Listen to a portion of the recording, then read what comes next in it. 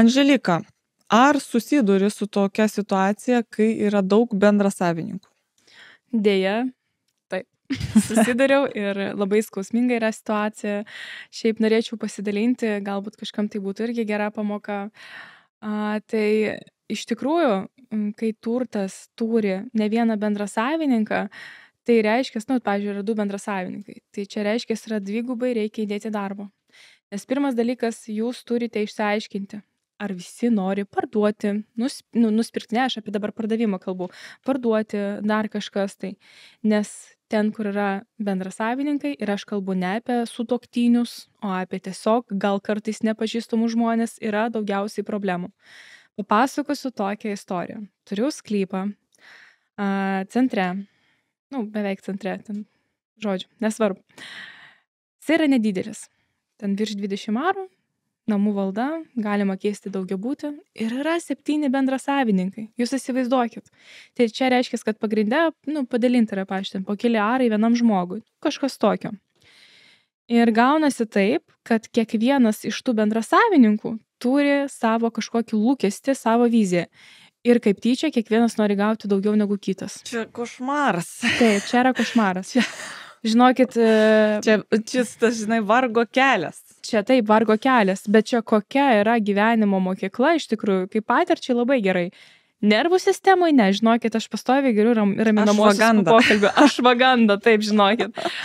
Ramunėlio arbatą. Geriu dėl to, ramunėlio arbatą geriu dėl to, kad tiesiog, kai su jais pasikalbė, neatlaiko nervai. Nes pavyzdžiui, tu jau suderini sąlygas, tarkim, Jonas nori tiek, tarkim, ten, nežinau, Petras nori tiek, ten Ona tiek, jau viskas suderinom, sutarėm visą kitą.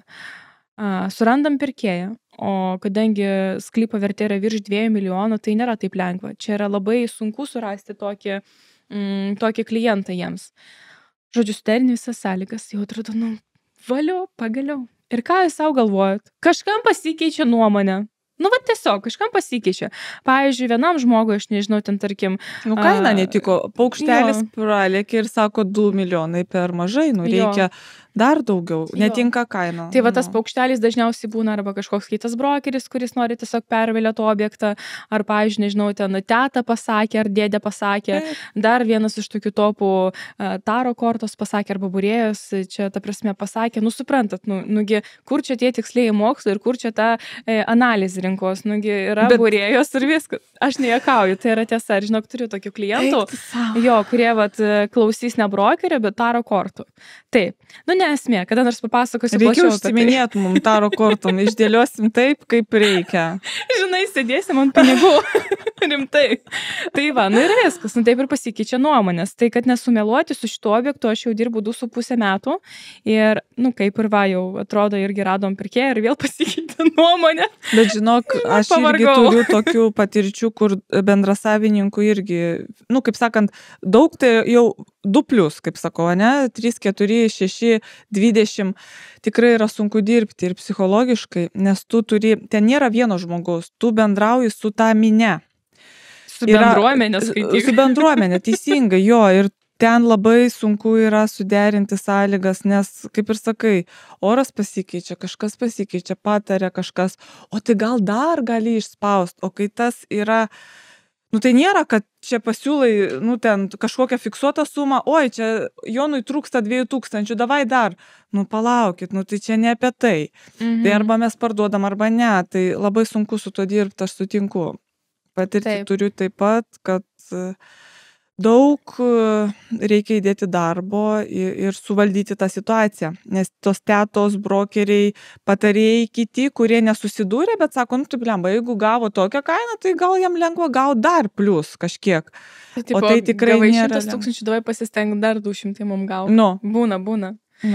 O dar būna tokia situacija, kad tarkim vienas bendrasavininkas nori parduoti, o kiti nesutinka, ar atvirkščiai, pavyzdžiui, visi nori, bet vienas tas nenori. Tai irgi būna sunku, nes tada... neparduosi viskas. Teisinė, o bože, nusišneku, teisminė tvarka tik tais. Taip.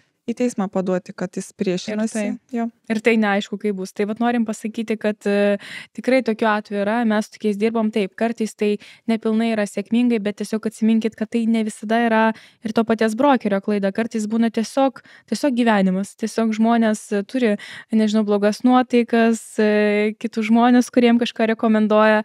Todėl nebijokim ir jeigu jūs turite tokių sudėtingų situacijų, tai tiesiog kreipkitės į mus, galbūt jums galėsime su to padėti, pakonsultuoti bent jau.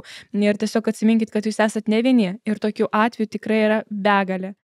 Sekite mus, mes tokių istorijų turime ir padėsime jums priimti teisingą sprendimą. Palaikymą gausit tikrai. Taip, ir palaikymą teisingai.